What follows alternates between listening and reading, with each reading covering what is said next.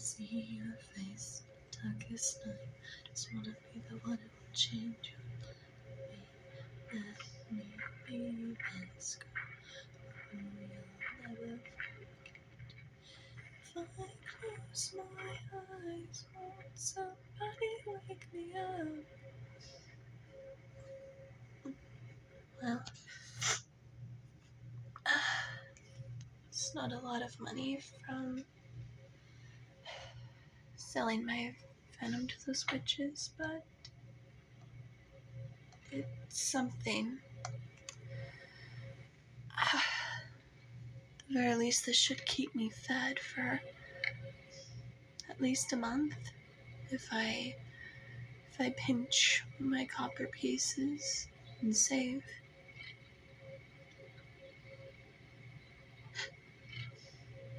What's that? Someone's there.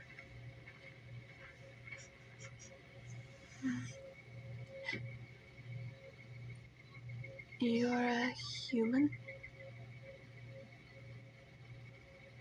No, stay back. Stay back. I don't want to hurt you.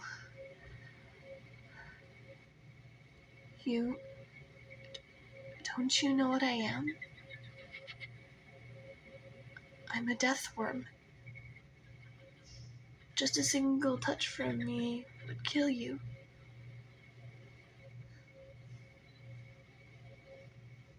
Who are you? Oh. My name? My name is Niobe.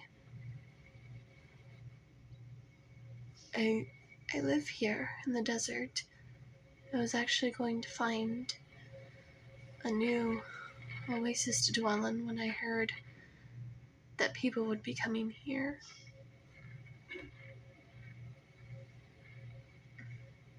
I scare you, don't I? It's alright. I scare myself too. But why are you here? You know what they say about me and my species, don't you?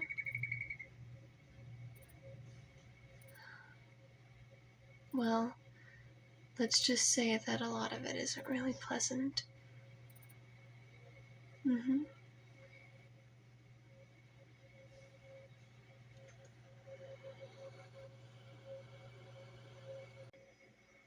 Well,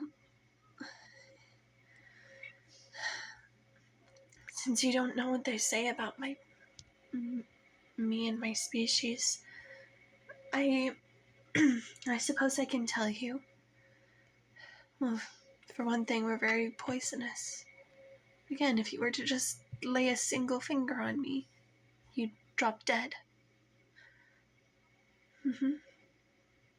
We can spit our venom quite far, and we have very large mouths. I know it doesn't look like it, but if I wanted to, I could stretch out my mouth and open it as wide as, well, let's just say big enough to swallow a human. No, I don't eat humans. I mean, I know some deathworms who do, but in our defense, we're blind. We have to rely on our other senses. I eat other animals, and I eat fruit. That's how I survive. And, well, I didn't know that the humans were going to be moving closer to this part of the desert. If I had known that, I would have left sooner. But what are you doing here? Can you at least tell me that, please? Oh, they sent you here to scout the area, to make sure that it was okay. Mm, fair enough. I can understand why they do that. I promise I'll leave. It's not safe for me to be here. Topside, at least. Why am I not with... I visit my family on occasion, and sometimes I interact with other deathworms, but I feel out of place with them, like I don't belong. And a part of me is fine with that, but at the same time, I can't help it. I'm fascinated by you humans. Your stories, your songs, your language, everything about you intrigues me and fascinates me so, but I can't get too close or I'll hurt you.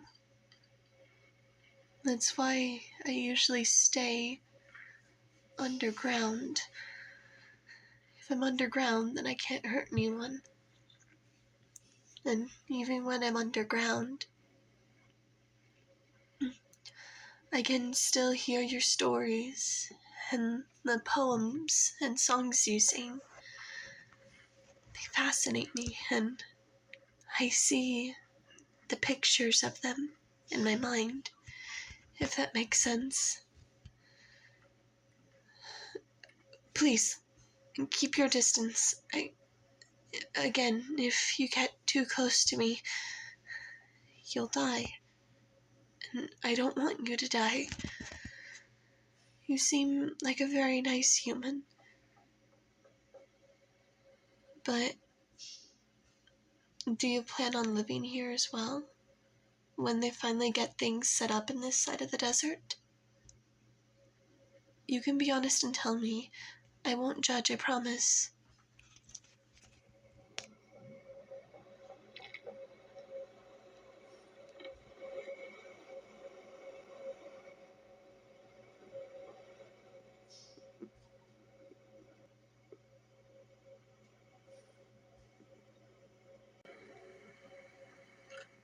Oh, I see. Well, I don't want to give anyone any trouble, so I'll be gone by morning. Yes, I promise. I don't want to hurt people by accidentally nudging them or something, I mean. You were...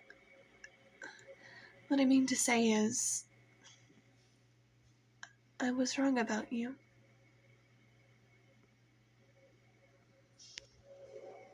You...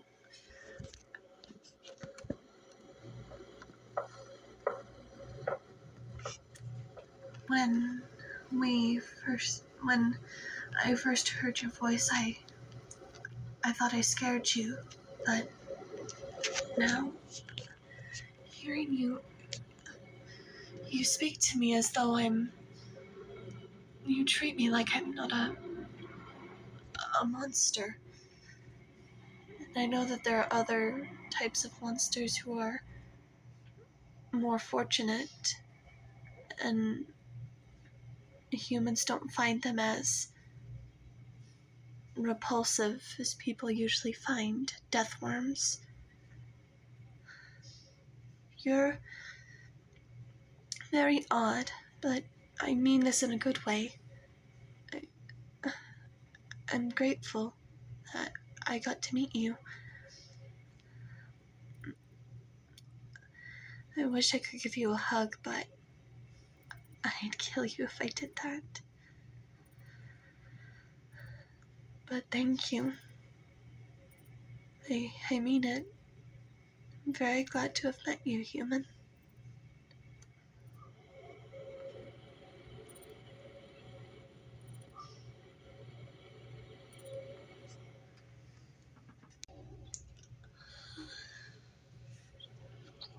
What stories have I heard? I've heard lots of your people's stories. I've heard the one about the two star-crossed lovers. Um, I've heard the one about the little girl in a red hood. I've heard about the mermaid and the heroes, the Minotaur, and the Nemean lion. But there are these other stories I've heard that are... It's hard to explain it, but they feel special. Yes. Well, one of those stories was about a man thrown into a lion's den. And then another one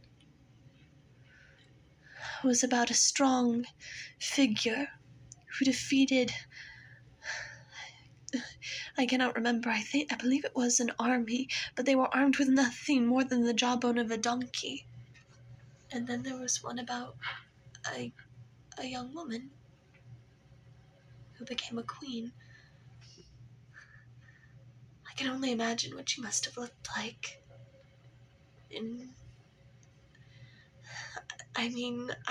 Yes, I could picture her in my mind's eye, but somehow I don't think I did her justice.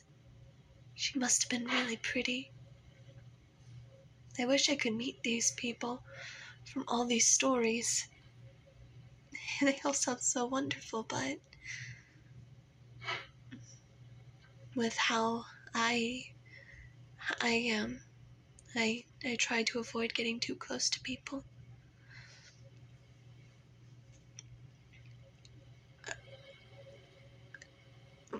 What do you mean? Well, if there was someone who could survive my touch, then that'd be another story, but I don't know anyone who is like that. I'm very poisonous. No, please, stay back. Yes, but I don't want you to risk hugging me if it costs you your life. No, no, no, no!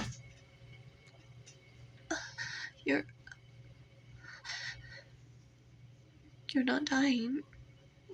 Why aren't you dying?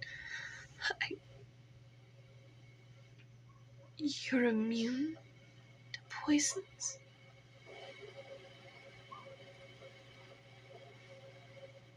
A royal taster? Before you... You... You are the strangest human I've ever met. And I'm so very glad we met. So my venom, my poisonousness doesn't bother you, but does my sliminess bother you? I need to keep my body moist after all. That's why I usually hang around Oasises. Or a wayside, you know what I mean. I see. Do you want to follow me?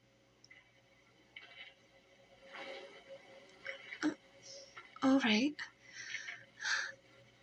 Speak with your people and... Well, tell you what. I can stick around a little longer. I'll be underground, but... You see that mountain over there? It's not that far. But there's a tree right next to it. Meet me at that tree tomorrow at sunset.